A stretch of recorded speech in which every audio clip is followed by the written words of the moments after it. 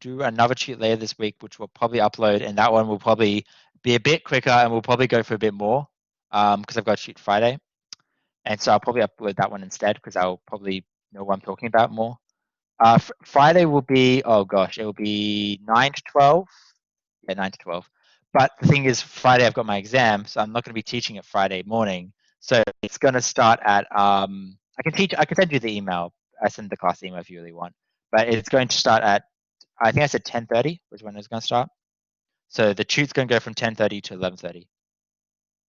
And so you can come along there. I'm just going to basically write this code again, right? I'll probably have more of the code pre-written, but we'll try to do things like AI. Maybe in that lesson, I'll actually cover the AI. And so we'll build like an AI and look at the strategy pattern for the AI and all that kind of stuff. So we'll kind of recap this, but we won't necessarily write all this code. Like we won't focus on the UI too much. And who knows? I haven't really decided. So we have this get position function. So that means that we can have things like diagonal movement. So this is where you'll start to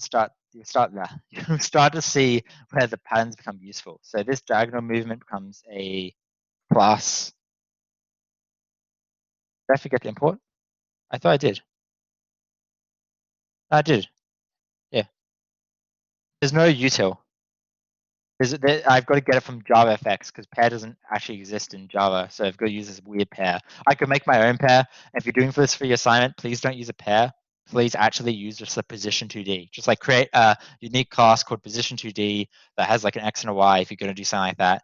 I just don't really want to spend that time. We'll create a bishop here. And so the rough idea of what our behavioral class looks like is something like this.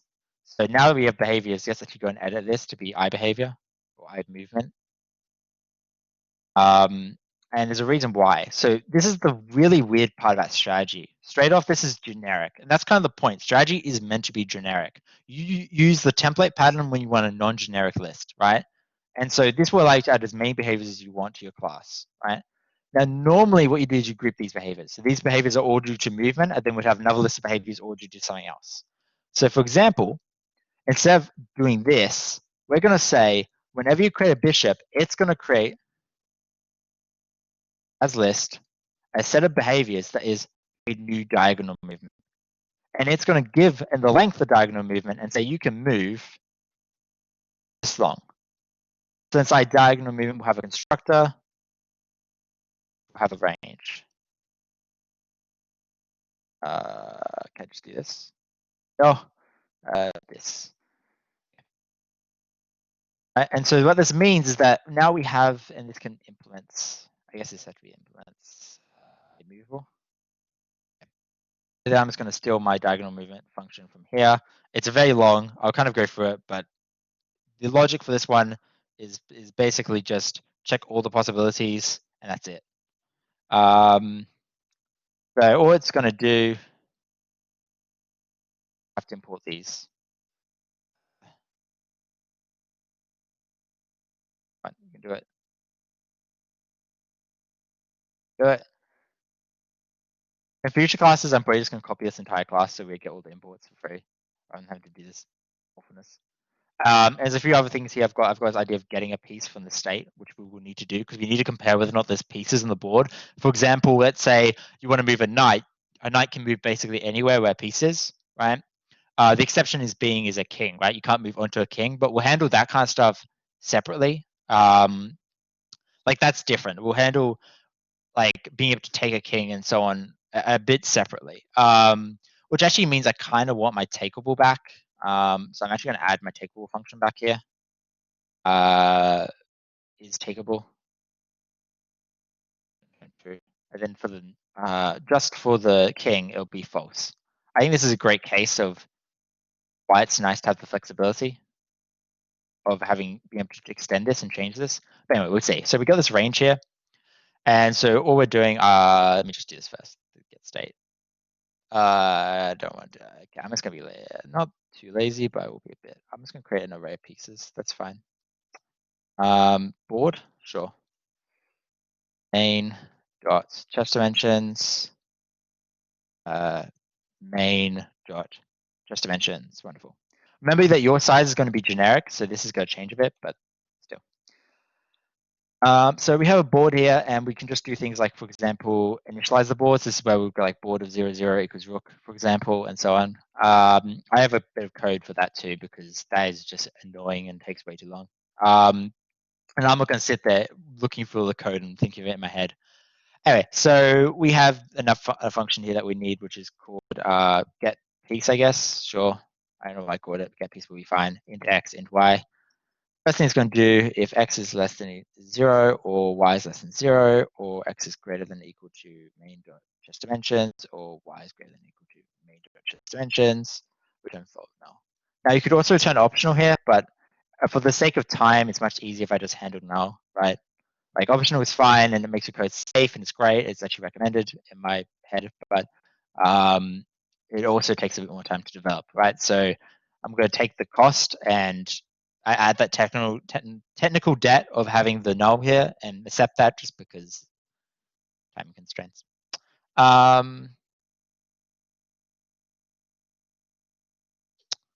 called it iMovement. I would normally probably prefer this to be iMovable, to be honest.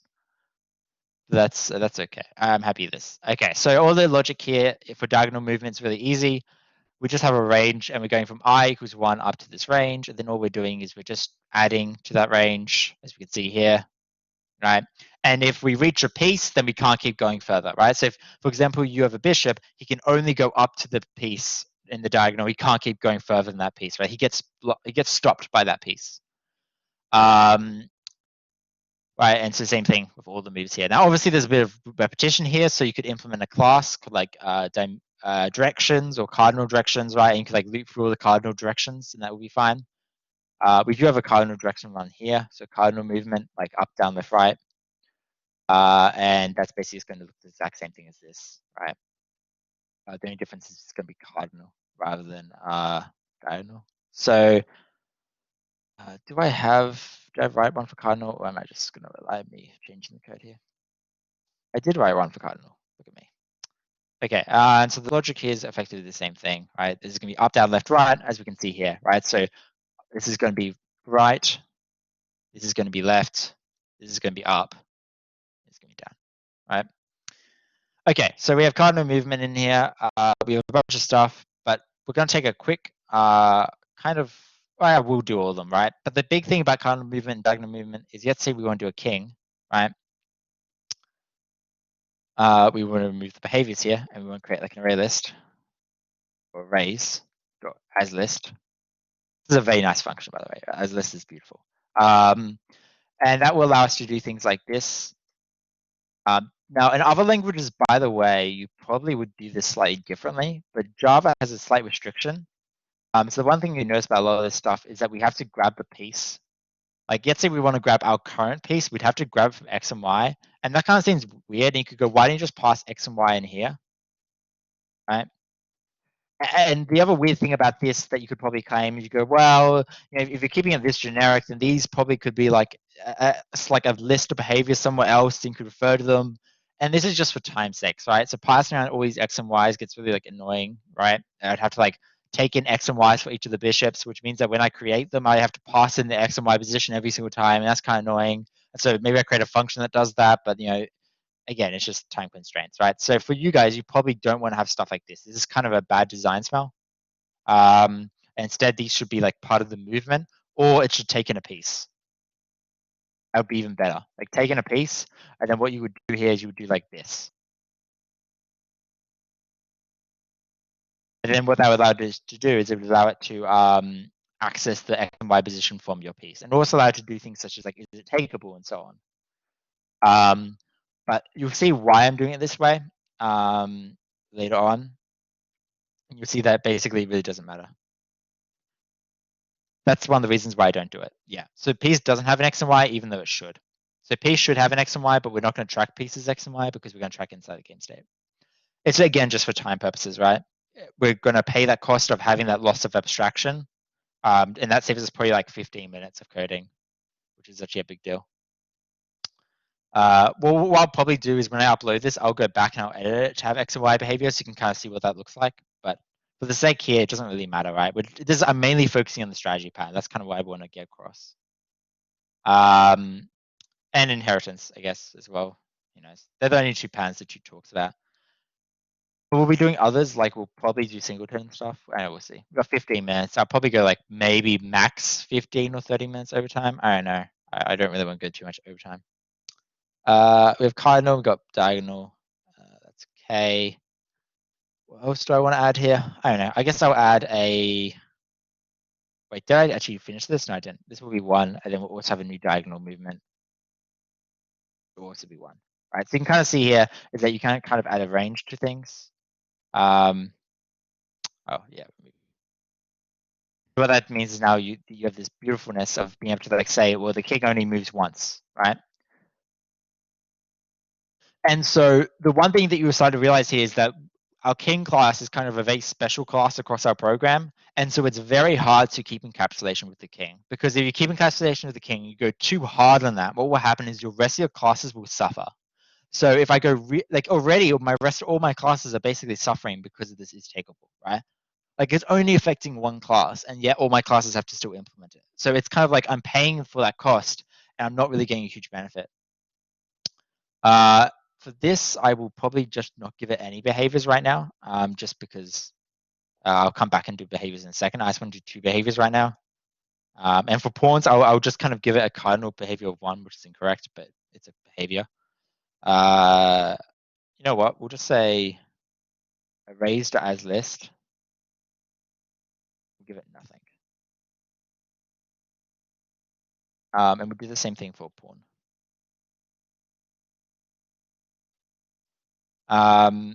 We'll come back to this. Yeah, a bit of time. Won't waste time. But I may come back and change the positions and stuff. You know why? I really think I should. It's just kind of good style. Like, really should be done. Anyway. I probably will do it in like 10 seconds. I'll get so annoyed by not doing it that I'll be like, oh, you know what? Screw it. I'm going to do it.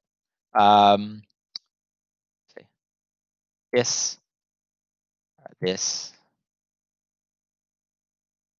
I'm already thinking about it going, oh, but it sucks. It's a very good chance I'm just going to do it right now. This range is, oh gosh, I don't know. I'm going to say, wait, it's just going to be the width of the board, isn't it? So you guys, same thing for the diagonal movement. And main just dimensions. Easy. Are you done? Yeah, you are. Okay. And then the rook is basically going to be the exact same logic as the queen.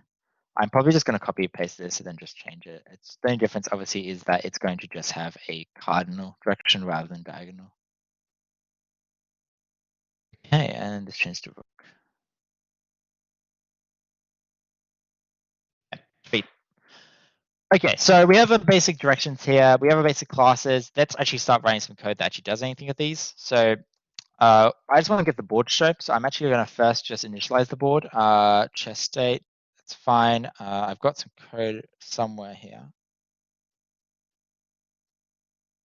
Yes, this will work. And again, this could be a schema file. This will basically be read from your JSON file, right? But I call pieces in my code. Okay, sure, I'll change it to board. So that we don't accidentally access the wrong one. Yep. And now these all have to be added, which kind of sucks. So we're gonna copy and paste the imports as well. And remove you. Okay. So for you, you'll be reading this from a JSON file. So I didn't really care about making this too nicely structured. A really nice way you can make this structured would be a JSON file. I think there's really no other way that's as nice as just doing it in a JSON file. But you could do other things such as, you know, this is black and white. You could have this as like a generic function that handles that. Again, this should actually be, these both shouldn't be this. This should be black and this should be white. That's fine. So this will basically work at this point. The only thing we need to do is we need to add the logic to show them, right? So we have this set styles here, but we don't actually have any logic here to show. So luckily, adding the logic is really, really, really easy because we already have this images array. So all we're going to do is we're just going to grab the piece. And look, we're using that other function that we talked about before, right?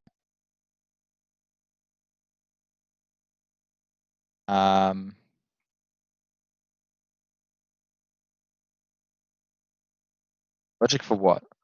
I mean, just the logic for how to render them, for what to show. Like what image to show. For example, if they're null, we're just going to set it to null. And no, logic's probably a bit of too much of a generic term for that, but who really cares? And then for the image name, we can just, as I said before, get the color, convert to lowercase because all of our ones are lowercase. Yes, I don't really care that much else. This is fine. Then convert the other one to lower. Slight tip, when you're doing stuff like this, you're putting it in your image array, don't put it in using extensions, because if you want to change your extensions later on, it's kind of annoying. Like you should just put it in as a generic image, and then when you try to read it, that's when you can add your extension. So it'd be something like this. I don't know, this is fine. But this is kind of like the logic here, right? We're just going to create a new image. Wait, is it just because I didn't give it any name? Okay, that's fine.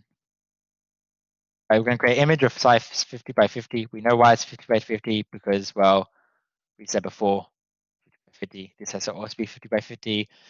This is just whether or not we want to keep aspect ratio, and I don't remember this one, but I just always set them both to true. You can experiment if you want to set one to false. I mean, I could look. What is it? It's smooth. Whatever the hell smooth means. Okay, just basically make it look nice. What's images? Oh, okay. So I don't really know how much you guys know about this whether or not it's being in tutorials, in lectures. So let me just do this first, and then I'll talk about it. Okay, and I'll let it render, and then we can look at it, and we can talk about what it actually is when we actually have something physical. Okay.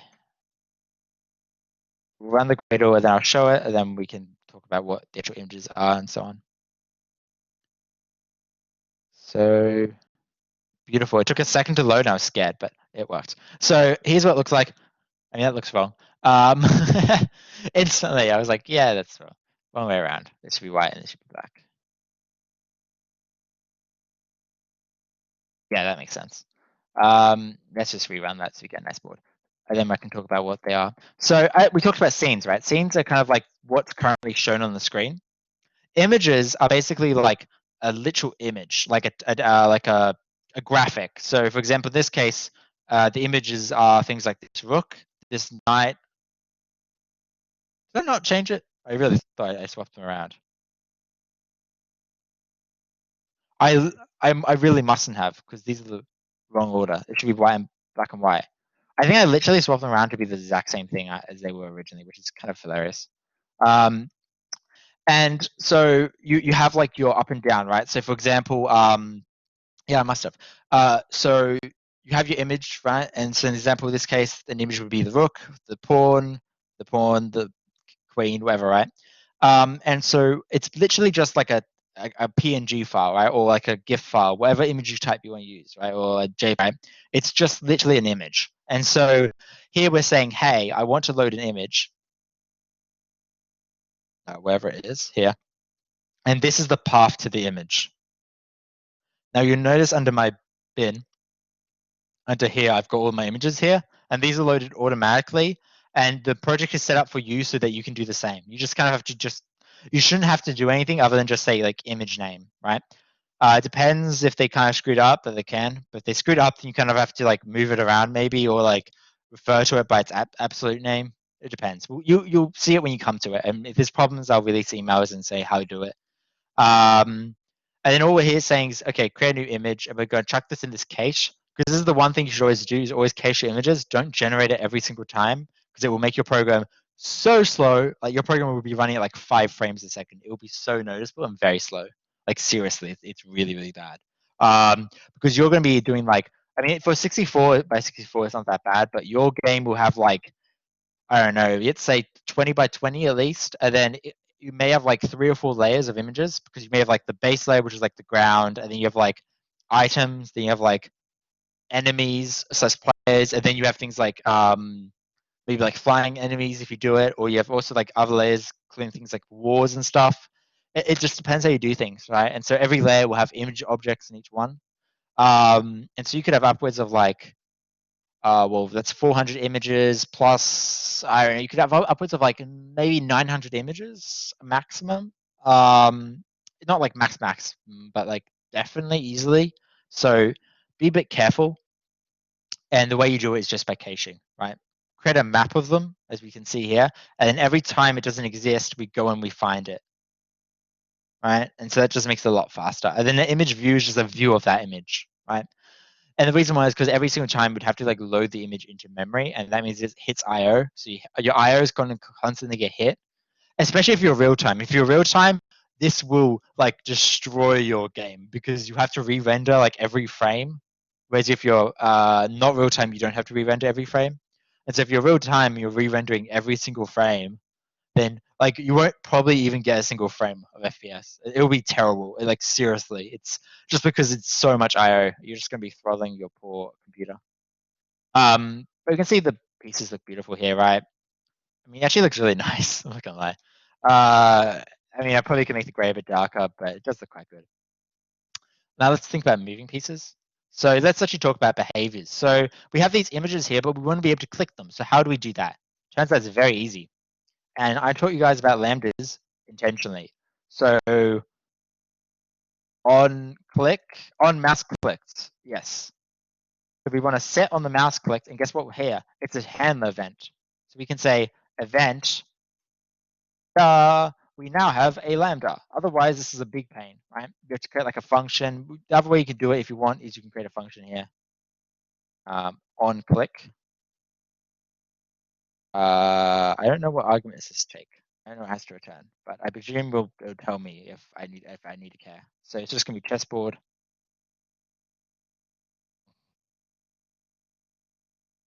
Right, which will probably have to be this to on click.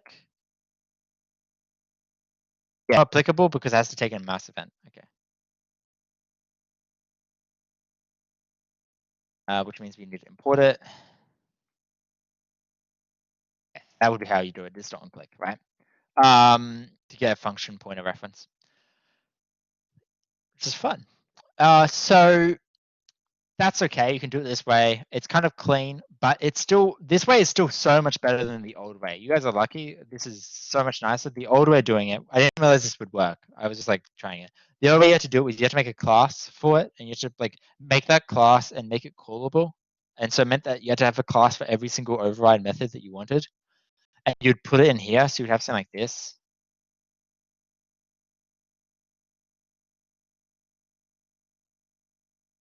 It's gonna hate me for this, but then you have on click, and then you say like, oh, this implements or extends, I think, like callable or something. Then that allows you to like basically have it be callable when you do it, and so it has this like on call function. It's a complete mess. Like it's just really annoying. But you can just do saying like on click here, or you can do whatever you want, right? So there's a few things about on click that we care about. The first thing is we get to see what has been clicked. So just get X, get Y, get Z, right? And so now once we click things, we could also do things like .get target. Then from that target, we know what this target type is really generic, which sucks, but we can kind of like cast it to a better type. So we know the target when we click on these buttons is going to be a square, right? But here's what kind of sucks about using a function like this is that we really just want to get the square object. We want to get X and Y, but how do we do that? We can't. And that's where lambdas come in. So lambdas are actually what we typically call closure, right? And so what that means is I can refer to variables outside of the scope. So I can go like square dot something. So even though this is a function, I can still refer to variables from here. Awesome. It's really useful and is really nice. The only detriment that will happen here is that if we want to use X and Y, we can't refer to X and Y. We have to make copies. Why? And the reason why, it won't like these duplicates. So I'm just going to put X copy, Y copy. And the reason why is because what happens is we're going to take these variables by reference. What's the question? Let me just pull up. No, there's no way to break out of the loop. It's a function, right? The only way you would do it is you would do this.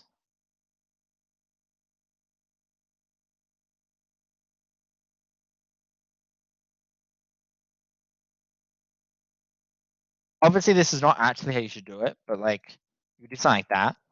The problem is that this lambda is going to be called later on, right?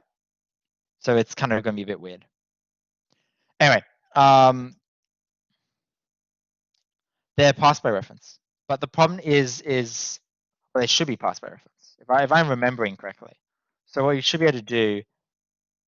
So the only thing you can't do to variables is you can't edit them, but they are passed by reference. I'm just remembering now. Yeah, so I can't do something like this. So there is actually no way that you could break out of a loop.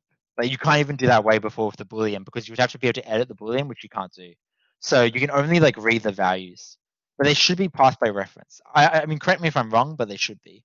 Anyway, I guess. So the problem here again is for those people who are wondering is that there's two problems. So the first problem was the break inside of this, you can't break out of it. Second problem is that we can't use X and Y here because if we use X and Y, then they're going to change and this function call isn't immediate. This is going to be called sometime in the future when we click on the square.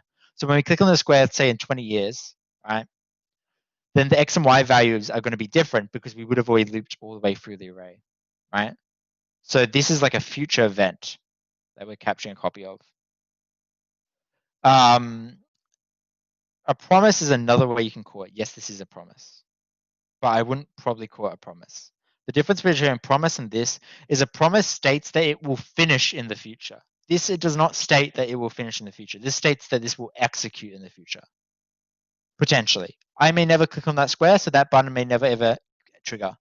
Where a promise states that it will eventually finish. It's literally just like an event listener, yes. I mean, it literally is an event listener. Right? Or an observer is another term for it. But I don't really like the term observer for this because it's not really observing anything, it's listening, right? There's a slight difference. Like you're not observing for change, you're listening on an event. Anyway, so what are we doing? We click the square. Okay, well, how do we do this? Well, the first thing that we want to do is we want to signify that you've touched this piece, right? How do we signify that? Luckily, it's pretty easy. Oh, wait, we can't access state, right? So this is a slight annoyance is that we can't, so we don't know what piece you touch. So this kind of stuff here kind of indicates that we probably do actually want state to probably be something that we pass into the board here, right? Even though it kind of sucks, there's really no way we can get around that. And that's okay, because we're passing state into the view here. So there's really nothing necessarily wrong to pass it also into the board. However, that's not the only solution, right? I just want to kind of make this clear that there are other solutions here that does not have these kind of same things. And the other solutions could be that you kind of pull this behavior of selected and you pull out to the view. So the view controls the selected. In that case, then it's okay, right? But it's also okay to just pass this in here. That's also fine. So we can say something like selected equals this dot state. Also, we should set state. That'd be smart. So that will crash. Also, if you have questions about the code,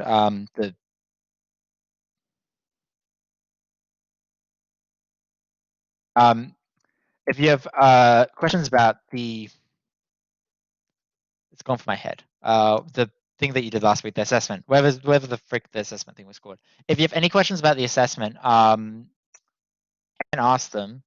But I can't give too much else. Like your marks can be released later on. They'll probably be adjusted. Hopefully, everyone will receive a slight increase. If you were overmarked and it was determined that you were overmarked, which could potentially happen, then you may receive a slight decrease, but it should be about the same. Anyway, we won't do this for too much longer, maximum 20-30 minutes. I just kind of want to get the clicking and the moving going, and then if someone wants to do it, they can like play a game against me because we'll be able to like rotate the board and rotate back and forward. You could do things like a timer thing. I kind of like a chess timer would be quite interesting. But there's going to be a delay, so that kind of makes chess timers interesting if there's a 15-second delay or something, right? 5-second delay.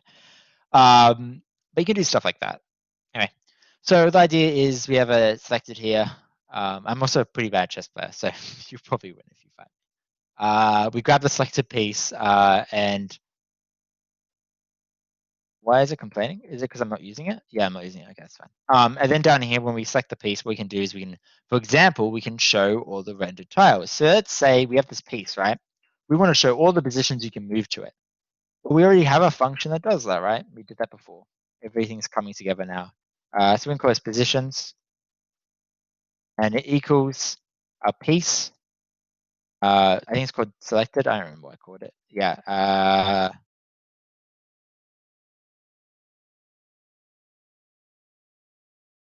Where I put it?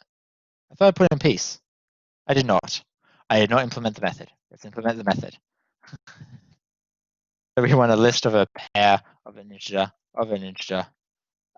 get positions. I guess you have to pass my x and y. Already, I hate this so much. Okay. But this is starting to look like React. There's a slight reason why. React has actually got a pretty good, decent idea of OOP and stuff, right? All of those frameworks, they kind of force you to use it for an intentional reason. It's a pretty decent way of doing things. Immediately I'm looking at this and I'm like, screw it, I really, really want the like pair to be in here rather than here, but I really don't want to waste more time. So I'm just gonna do it here and hate it. Okay, so we have to create a new list. It's pretty easy. Right. Wonderful. Okay, so what do we need to do next? How do we actually use this strategy pattern, right? Because we've made this beautiful strategy pattern, but we haven't actually done anything about it. And so the first problem, right, is import. Yeah. The first problem is that we need to actually be able to call this. And so we have this behaviors here. And so all we really have to do is loop over all these pieces behaviors and just sum up all the values, right? So normally what I would probably do here is not do it this way, but this way is slightly faster by quite probably like 5-10 minutes. And it requires a lot less typing, a lot less typing, but it's still fine. So we're going to grab all the items, we're going to stream them, and then we're going to do for each of them. I'll show you what the other way is in a second.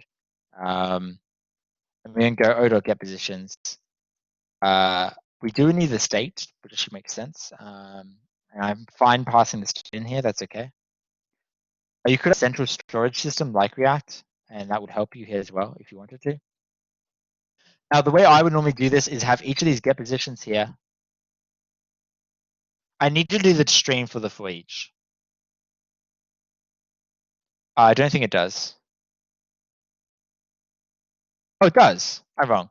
Go ahead. Yeah, I just need the for each. Yeah, that works. You're right. So I can just use the for each here, and I can look for the positions. I probably should change this name. That's super annoying to change. Actually, no, it's not, because it just wait, I don't want to do this. I want, yeah, okay, this is fine. This is what I want to do. I'm confusing myself already. So this should be get. I just have to change these values. I'm just gonna change them manually. Get and get. Okay, wonderful. Okay, so now we get back to base.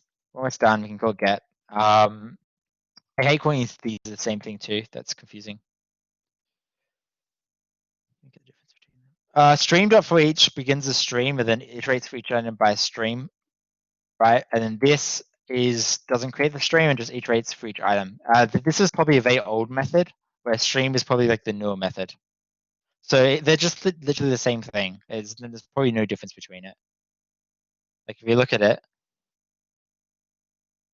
this is it. All right. It just takes a function pointer, which is what this is.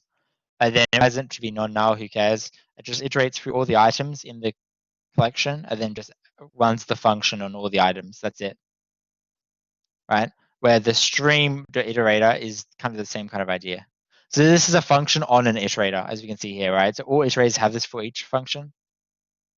Whereas they also have a split apparently, whereas the other for each is coming from the stream. So sometimes you may have saying that's not streamable, but it's still an iterator, if that makes sense.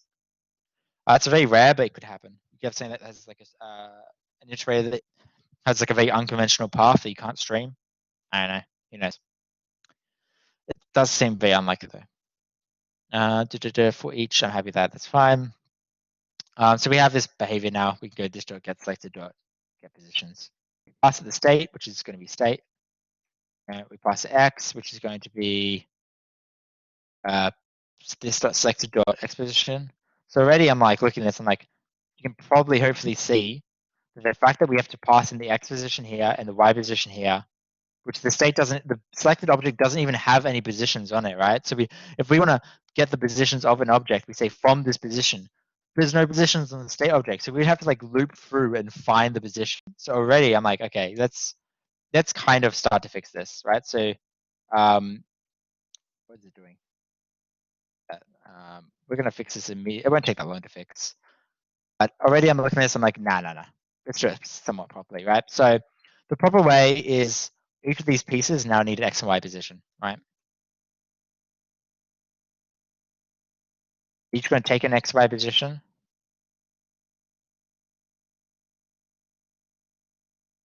Right? And then these all need also an X and Y position, and they need to pass along.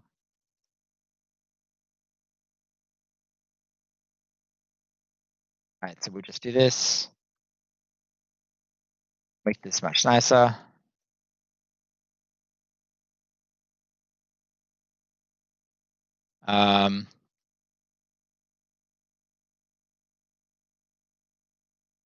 Do have movement code for pawns, so I can add that as well.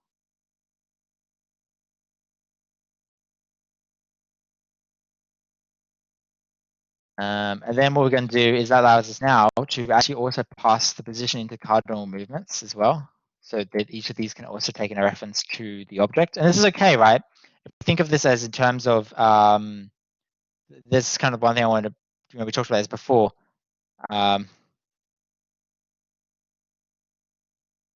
It's about like, oh, can you have a reference to your parent? And the answer is yes, we can, right? This is a non-owning relationship, right? This is just like one-to-one, right? Every well, rather we one to many, right? Every pawn or every piece or every king or every queen, whatever, has multiple movements, and each of these movements has only one connection, right? And so it's okay for us to do stuff like this. And we can move X and Y here. It looks beautiful. Now we can set X and Y from here. You can go equals P stroke get X, P stroke will get Y, right? You have to add these functions. Can we just do it really easily? Quickly. I just want getter, but I will get both. And then what I'll do is I'll remove the setter because I don't want to add the setters. Okay. We'll want the setters later on, but we won't want them right now. You know what? We will want them very soon, so we will create them. Because we'll want to be able to move around the piece, right? Okay, wonderful. So we have this cardinal movement here. We can go this. If you have any questions about assignment, by the way, feel free to ask them. Oh, I did the wrong way. I'm going to change the order of this because I do actually don't want to get back and change that code. I do call super in places.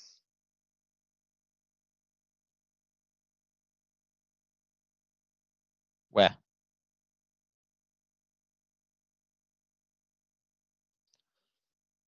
Like every piece.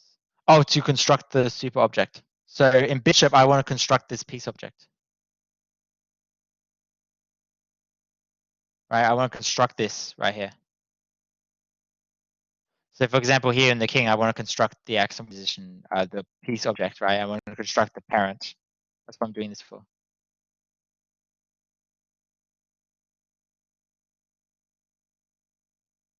But what am I doing here? This is X and Y. I wrote the right code and then I started changing it.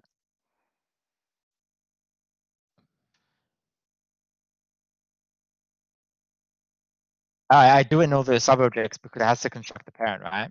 I need the parent to exist. Okay,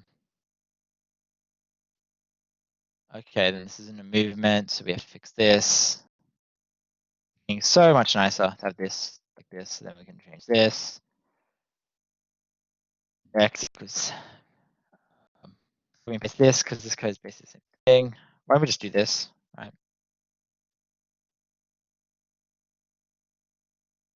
And then we can change this to diagonal.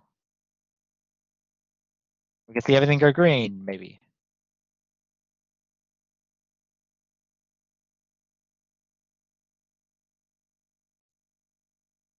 Cannot refer to this or super while explicitly invoking a image constructor.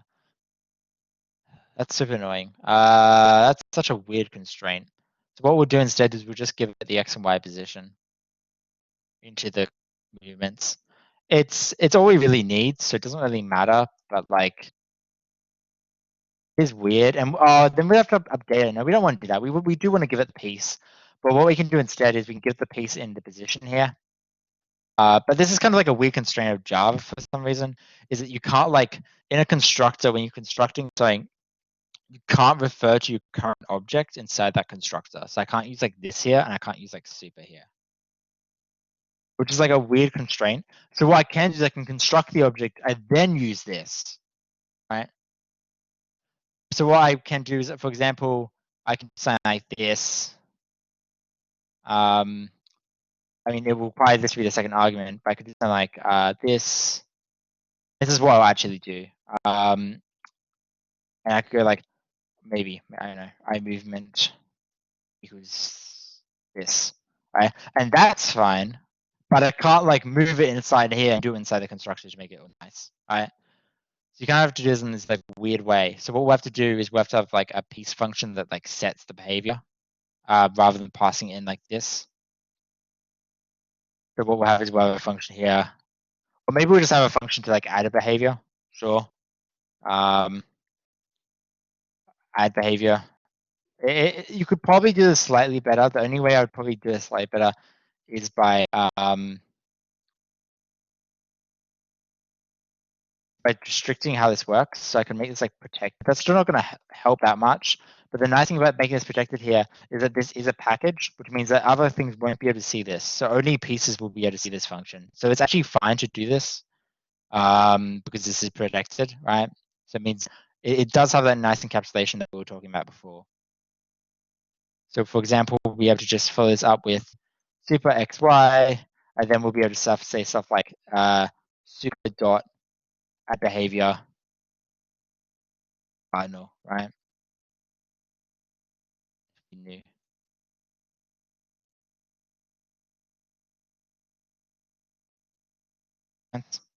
Yeah, we're so close to being done.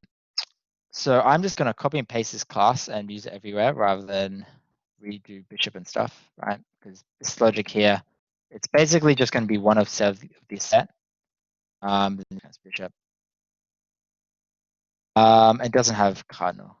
Okay, and then we have knights, which is the same kind of idea.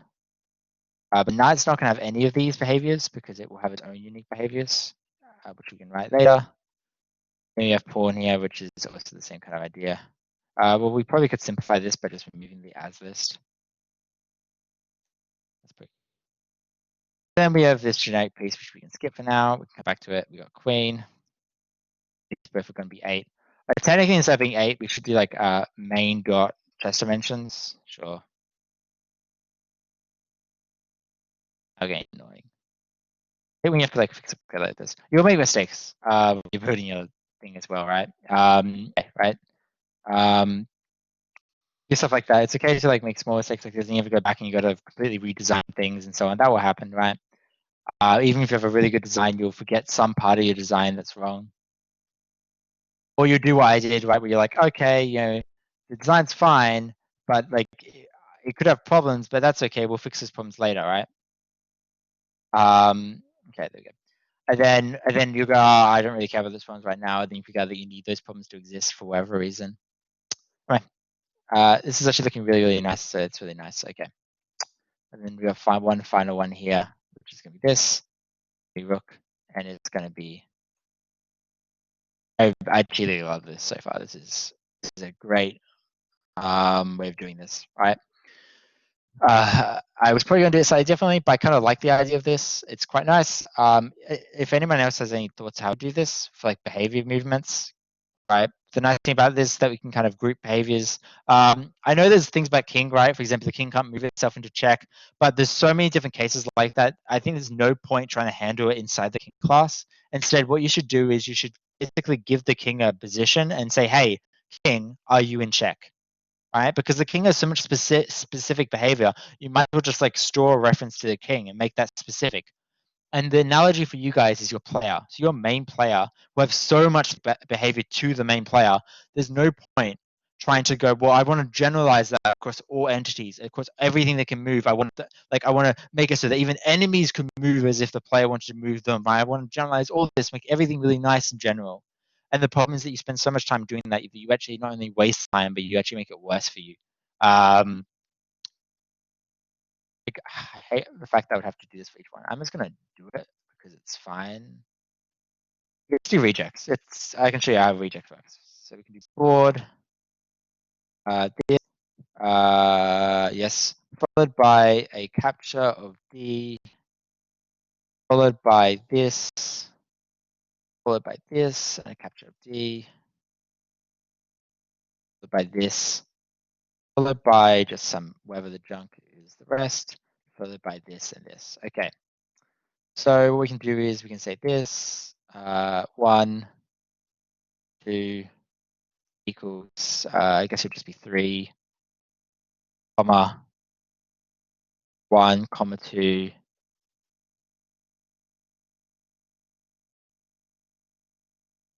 okay. We got to remove the 2 ones that we did already. That saves me time. Okay. And we have to do it for pawn manually because they've got like a weird eye counter. Okay. So you do things like this. This is a really nice trick if you want to change a bunch of things at once. You just like reject match everything. Anyway, let's actually see what it looks like. The only thing I need to change is I've got all my positions here, which is amazing. All I need to do is I just need to change the graphic for that position. That's it. I'm just going to basically say this is right thing. I'm going to add an extra case for it. I'm going to add a function called color, and I'm going to add an extra color on top. I think that kind of makes sense. You know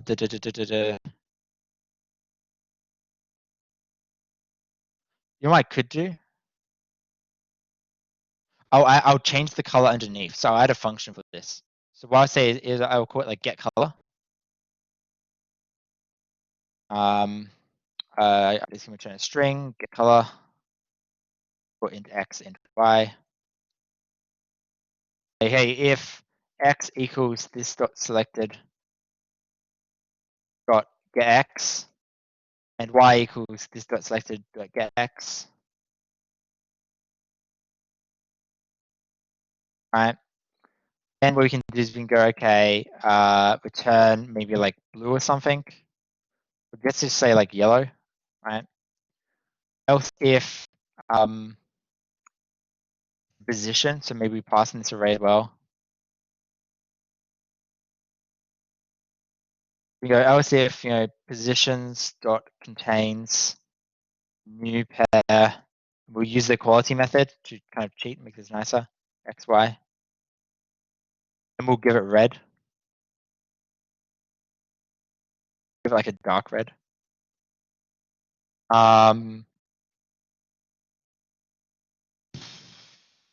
I think it's fine. I mean, obviously we're missing things like castling moves and stuff like that, but that could be fine. Doing a cast, right? Typically you pick your king and then you cast your king. So we have that as part of the king movement. So we'd have like another movement called castle movement that would allow you to move with, stuff like that. So this could just be return is white. This, right? And we can remove these semicolons here, and we can instead add it like this, plus this, okay, color, positions, x, y, plus. Now this isn't going to be every position, so we still have to make changes. It's fun, right?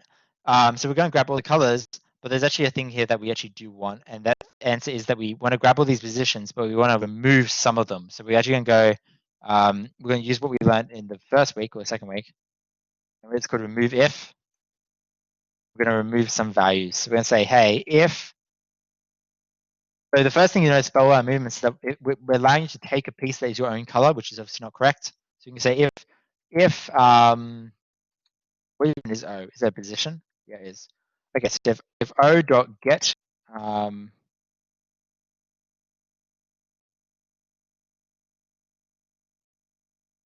it's a pair, right? So you just be able to use it as a pair. If O dot get color. What's a movement? Oh no, this should be list dot remove if. It should be this. It should be list. I was like, what? Okay, if o.getKey, if that equals, or we can just do this. This is even easier. If the color, and we can get the color of the object, if that does not equal, oh, I guess we have to find the piece. Okay, this is fun.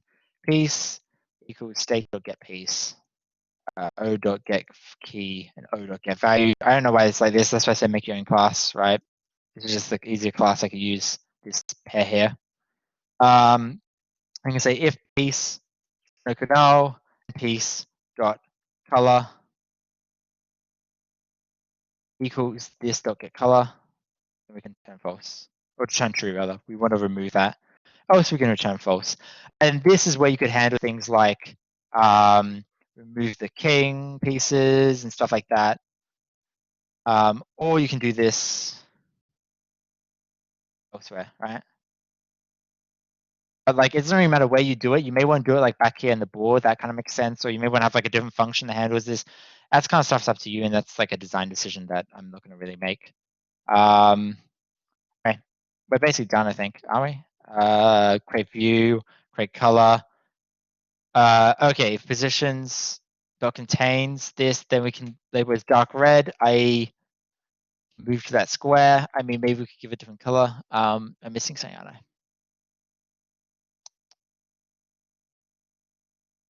That's fun. I hate errors that are like this. Okay. Exception. Oh, null pointer exception. Where? Add behavior. Oh, duh.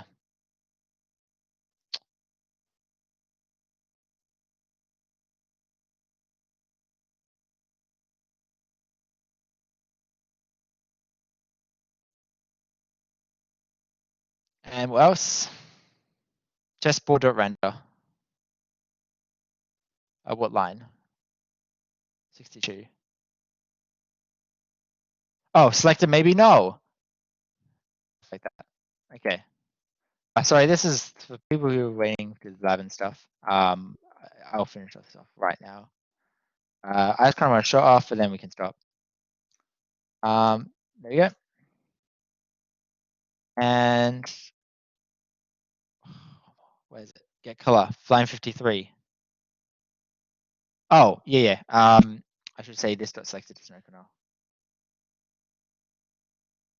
And the other thing I really want to do here is re-render. Oh, I am. Okay, great.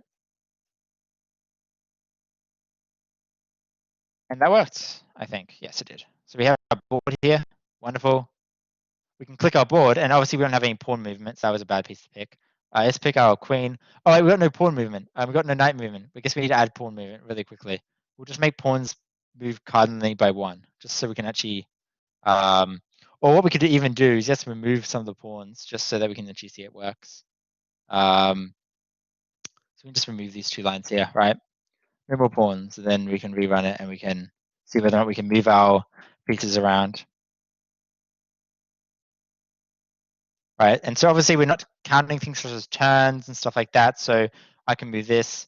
It's saying I moved any squares, so it must not be including squares, but at least it's highlighting things, which is nice. That's kind of nice. At least it means something. But it's not highlighting it if it's selected, so let's see why that would be. So we have this here. If the position contains X, Y, then that should be fine. I mean, the first thing that we could do is we could just print out the positions. So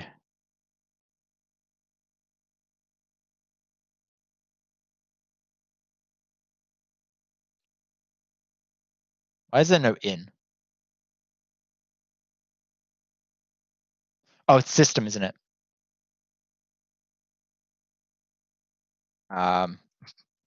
Yeah, I know, right? It's broken to that's it should be out too. Oh my, I am just not in line. That's what I want. Just thank you. I should print it as a string. I don't know if it will be very nice, but it'll be something. We'll be able to see. Oh yeah, it is very nice. Okay. So if we click this, what happens? It's empty.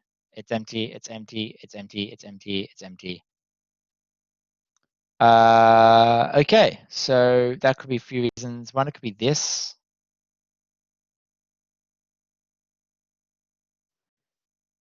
I'm just going to say return. I'm just going to remove this. I doubt it is this. Most likely it's these functions, get positions.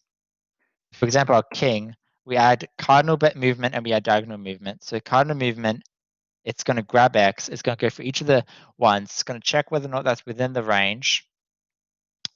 Yeah, that's fine. And then it's going to get the piece out of position, and if and it's going to add it to the list. So this should always add, right? The only case would be if it failed.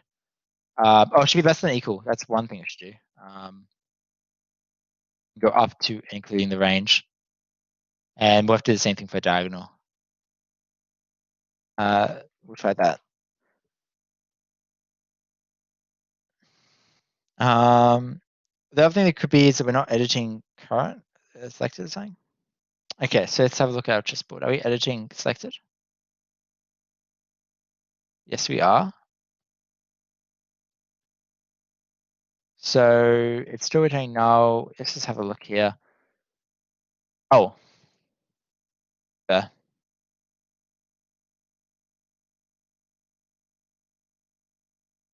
So then this piece will be fine. I can add this back. Otherwise, we're going to get a bunch of extra squares. Let me just check it works. Yeah, it works. Wonderful. Okay. I'm just going to rerun it using this. It looks really nice, actually. Okay, I'll bring it over to the screen so you can see it. Okay. It's nothing. Let's kick the king, the queen. Wow, that's everything, right? We can click the king here. That's everything. We can click outside the square and it says no. It's just it's great. Obviously, we can only move one tile here for some reason. I bet you it's because I didn't actually give the rook 8 tiles of movement. I did. Is the queen the same? Oh yeah, it's just cardinal movement's always 1, which is kind of interesting. And cardinal movement doesn't work here. So there's a few fixes that we can do for stuff like that. So you can look at cardinal movement and see what's wrong. X plus 1 is less than chess dimensions. Okay.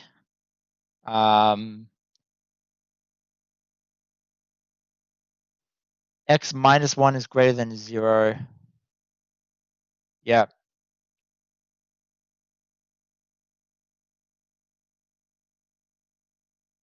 The rook cost is 8. It's fine. The problem would be in cardinal here, because it works with diagonal, right? So the idea is that it should work here as well. Must be something different between them. So we're just incrementing X and incrementing Y, so it should be fine. Must be something really small. If piece is not equal null, then we reach the piece. Sure. Oh, you know what's probably wrong? We're trying to move left and we're setting reached piece, but each of these reached pieces are technically different events. So they each have to be separate for loops. Like we have to, like every time we reach a piece, that doesn't mean we want to stop. It just means we want to stop running this section here. So this has to be kind of changed to be supporting of that. So basically they each have to be different for loops, if that makes sense. These have to be completely separate. Because the reach pieces have to be separate per one. See what happens when I'm thinking through things. We'll just reset this to false every time. Yeah, that's fine. And we have to do the exact same thing with cardinal positions, right? We'll just copy and paste this. We're even a bit smarter here, right? So we can copy and paste, including the reach piece. And we can also copy the previous trace here. This will just save us a bit of time. Okay. And then we can rerun it. And we can see all the positions here, right? Which is really nice. And then we have these positions here and we can move up. For some reason, it's only move up 3 times. But I can look into why. But we can move the rooks. I mean, this rook will not move. This king moves correctly. This moves correctly. This moves correctly. This moves correctly. So it's only this rook here, which must be like something to do with the fact that it's on the first piece, which must mean it must be like 0 is like its address or something. So this should be able to move up, and I bet you that this piece will work, but this piece won't work. So it's something to do with like the upper bound and the lower bound of each one. It's just going to be in cardinal movement, and it's going to be something like.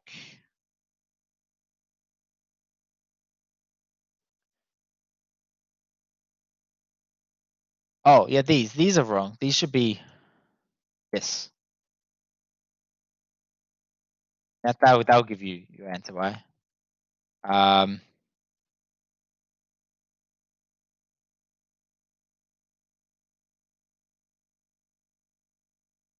There we go. Yay, we fixed it. Okay, so that's pretty easy. And I mean, adding pawns is actually really, really easy. So I'll add pawn movements so we can like see that. But I think I'll stop there. I don't really want to waste any more time. And then on Friday, what we'll do is we'll continue this. So if you want to pop by, I'll add it and we can continue this. We'll add an AI, we'll add the rest of the classes, and we'll just kind of continue from this point. I'll probably redo the rendering because they kind of need to see that. So if you pop in like 30 minutes late, or like probably like 20 minutes later, you'll see the rendering is already done if you want to avoid that. Why do I call piece movement? I can't name things. Yep. And that's fine. And I changed this already, didn't I? So this is no X and Y. And it actually has to have a special constructor, right? The important movement's the easiest movement of all of them. I'm not going to do ump and son or anything like that. I value my sanity. Did I mistake something with the movement? What does it take? Oh, just state? Yeah. Oh, we named it wrong. Yeah. And there you go. Okay, wonderful. Easy. And then we need to get X and Y as the first movement that we ever do.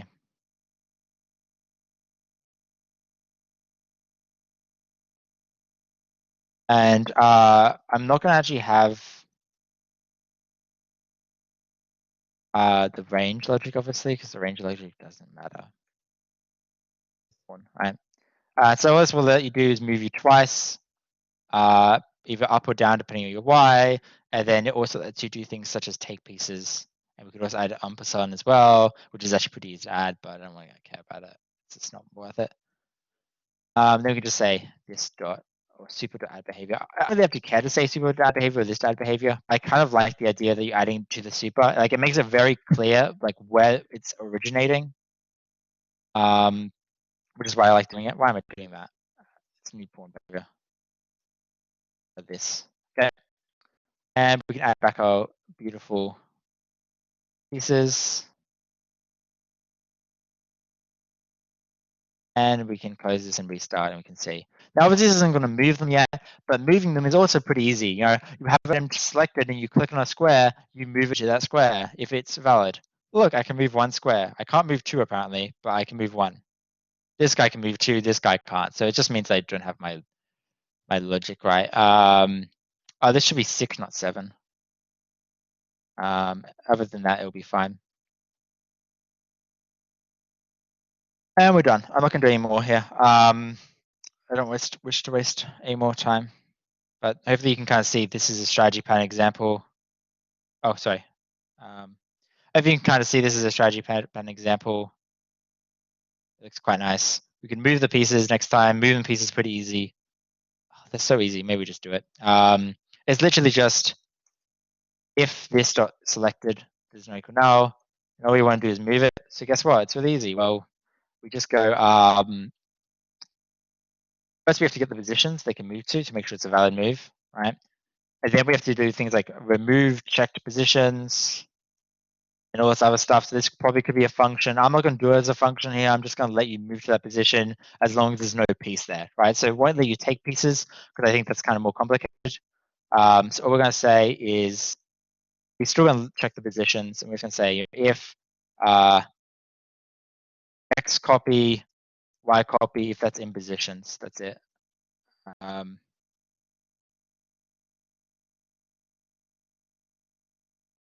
Took a lot longer than I thought it would. I'm not gonna lie, there's a lot more code in this. It's like we probably wrote a couple hundred lines, maybe. I don't know. It's quite a bit.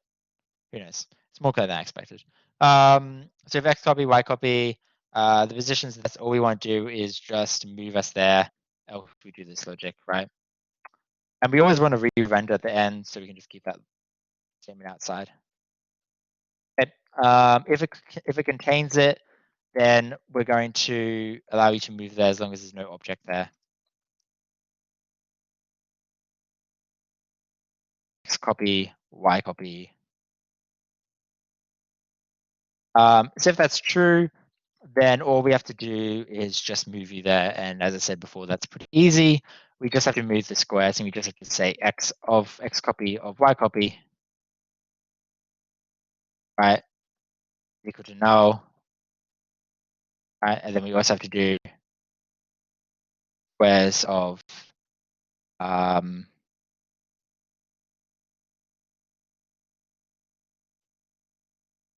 oh, this should be selected.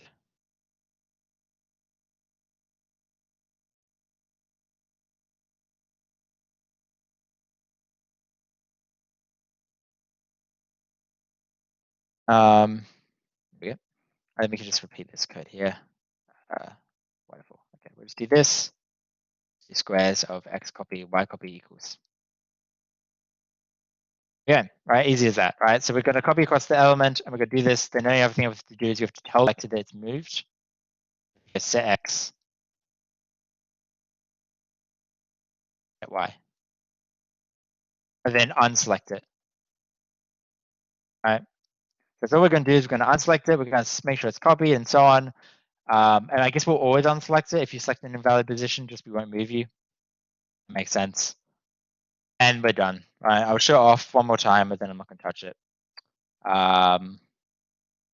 Okay, it's up. And we get a crash. That's better than nothing. Null point exception, line 81. Oh, oops, we shouldn't set it to null. We should swap them.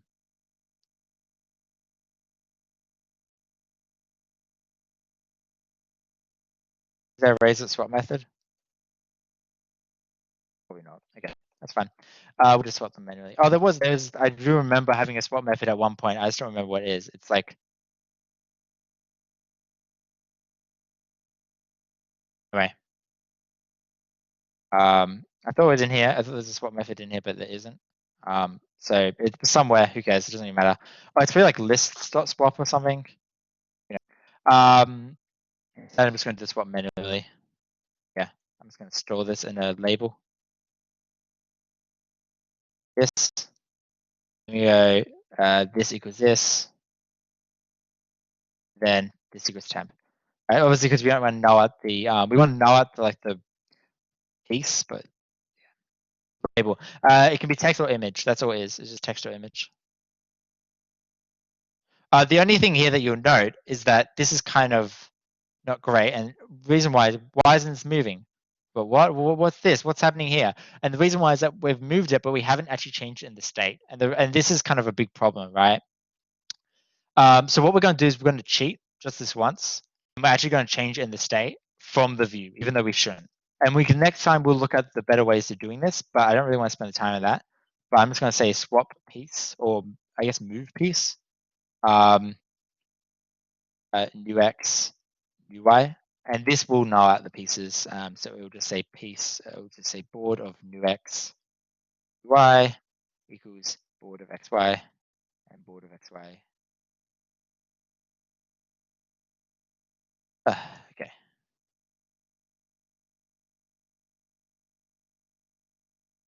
And so we can now run this and see that we can move our pieces, and they don't move. They don't move. Oh, because we don't call the function. That would be smart to call the function.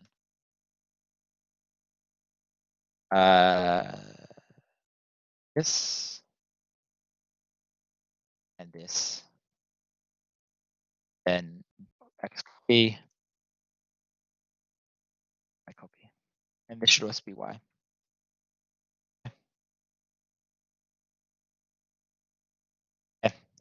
So the question was, just to make sure I answered it. What's a label? A label is just it's text store. So it's text or an image. So in this case, it's text. It could also be an image. That's really weird. But we do move the piece. And then we do render. I mean, should we straight up move the? I mean, moving the label doesn't actually matter, right? Okay, so first off, why the hell are we moving the label? That's wrong, right? We don't need to move labels around because we re-render. Re-render will move the labels. All we really need to do is just move the objects around. So we're going to say move this piece by get X and by get Y, and it's all we need to do. But it's not actually moving it.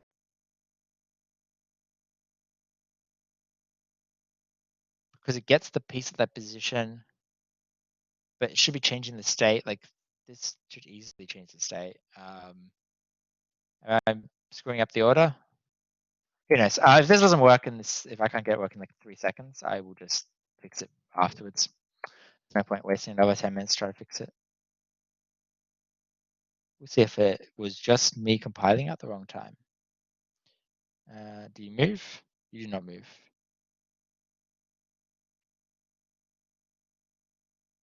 This logic makes sense though. You're moving it to the new X position and then you're nulling out the old position. So it shouldn't be at the old position. The only reason why it would probably fail would be the order we did it. Is that we couldn't try like move it back to itself. But the thing is, right, is that when we're choosing positions for things, we grab it from the currently selected tile, right? So, and then we grab it from the currently selected, we grab it from the X and Y position. So this is definitely changing things, but this isn't. Oh, I can't believe I didn't see that. I got to do this first, right? Because obviously if I do this first, these positions are going to be different. So it's going to move the X copy, Y copy to X copy, Y copy, which is obviously going to do nothing. I'm coding for too long. I need to take a break.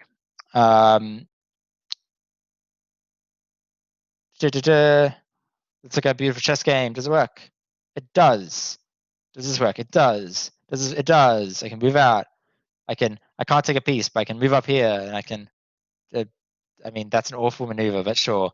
I don't know. We can do Queen's Gambit or whatever. Sure. Let's do Queen's Gambit, right? We can go defend our beautiful guy out here, right? This, move it back. Then take whatever. Who cares, right? Move us up.